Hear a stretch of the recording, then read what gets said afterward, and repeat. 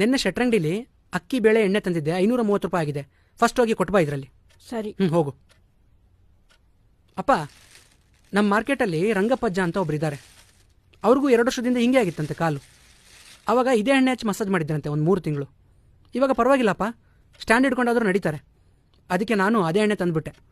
300 ರೂಪಾಯಿ 200 ml. ಸರಿ, ಹಚ್ತೀನಿ. ನೀನ್ಯಾಕೆ ಹಚ್ತೀಯೋ? ನಿಮ್ಮಮ್ಮ ಹಚ್ತಾಳೆ ಬಿಡು. ಯಾಕೆ ನಾನು ಹಚ್ಚಬಾರ್ದಾ? ಮಗ ತಂದೆ ಕಾಲು ಮುಟ್ಟಿದ್ರೆ ಏನಾಗುತ್ತೆ? ಸುಮ್ಮನೆ ಮಲ್ಕೊಳ್ಳಿ ಅಪ್ಪ ನೀವು.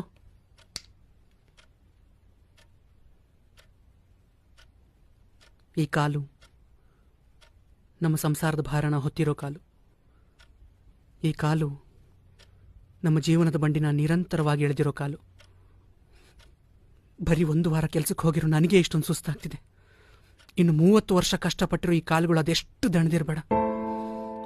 ಅದಕ್ಕೆ ಈ ಕಾಲುಗಳು ಈಗ ಹೀಗೆ ಮಲಗಿರೋದು. ಅಪ್ಪ ಅಪ್ಪ, ನಮ್ಮನ್ನು ಸಾಕೋಕೆ ಈ 30 ವರ್ಷ ನೀವು ಅದೆಷ್ಟು ಕಷ್ಟ ಅನುಭವಿಸಿರ್ಬೇಡ.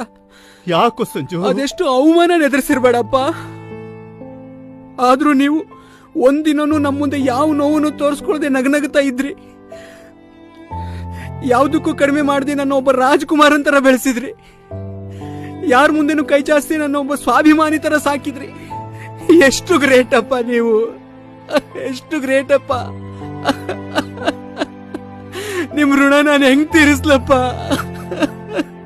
ಸಂಜು, ಸಂಜು, ಯಾಕೋ ಯಾಕೋ ಪುಟ್ಟ, ಯಾಕೆ ಹೇಳ್ತಾ ಇದೆಯೋ?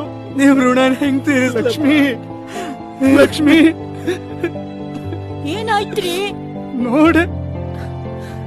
ಯಾಕೋ ಸಂಜು, ಸಂಜು, ಯಾಕೋ ಮಗನೇ? ಅಮ್ಮ, ನಾನು ಎಷ್ಟು ಅದೃಷ್ಟವಂತನಮ್ಮ. ಯಾರೋ ಒಬ್ರು ಹೇಳ್ತಾರೆ, ಅಪ್ಪ ಅಮ್ಮ ಇರೋವಾಗ ನಮಗೆ ಅವ್ರ ಬೆಲೆ ಗೊತ್ತಾಗಲ್ಲ, ನಮಗೆ ಅವ್ರ ಬೆಲೆ ಗೊತ್ತಾಗೋಷ್ಟರಲ್ಲಿ ಅವರೇ ನಮ್ಮ ಜೊತೆ ಇರಲ್ಲ ಅಂತ.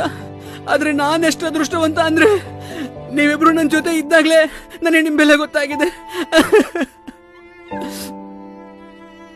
ನಾನೇನಾದ್ರೂ ಒಬ್ಬ ಚಕ್ರವರ್ತಿ ಆದ್ರೆ ಸಮಾಜ ದೃಷ್ಟಿಗೆ ನಾನೊಬ್ಬ ಚಕ್ರವರ್ತಿ, ಆದ್ರೆ ನಿಮ್ ದೃಷ್ಟಿಗೆ ಅವಾಗ್ಲೂ ನನ್ನ ಮಗನೇ. ಅದೇ ನಾನೇನಾದ್ರೂ ನಿಷ್ಪ್ರಯೋಜಕ ಆದ್ರೆ ಸಮಾಜ ದೃಷ್ಟಿಗೆ ನಾ 0, ಆದ್ರೆ ನಿಮಗೆ ಅವಾಗ್ಲೂ ನನ್ನ ಮಗನೇ. ಯಾಕೋ ಸಂಜು, ಯಾಕೋ ಏನೇನೋ ಮಾತಾಡ್ತಿದೀಯಾ? ಯಾರಾದ್ರೂ ನೋಯಿಸಿದ್ರೇನೋ? ನಾನ್ ಸಣ್ಣವನಿದ್ದಾಗ ನನಗೆ ಹೊಟ್ಟೆ ತುಂಬ ತಿನ್ನಿಸಿ ನೀವು ಅರೆ ಹೋಟೆಲ್ ಮಲಗಿದ್ರಿ. ದೇವಸ್ಥಾನದಲ್ಲಿ ಮಂಗಳಾರತಿ ತಗೊಂಡಿರೋ ಕೈನ ಮೊದಲು ನನ್ನ ತಲೆ ಮೇಲಿಟ್ಟು ಆಮೇಲೆ ನಿಮ್ ತಲೆ ಮೇಲೆ ಇಟ್ಕೊಂಡ್ರಿ. ಹಬ್ಬ ಬಂದಾಗ ನನಗೆ ಹೊಸ ಬಟ್ಟೆ ತೊಡಿಸಿ ನೀವು ಹಳೆ ಬಟ್ಟೆ ತೊಟ್ಕೊಂಡ್ರಿ.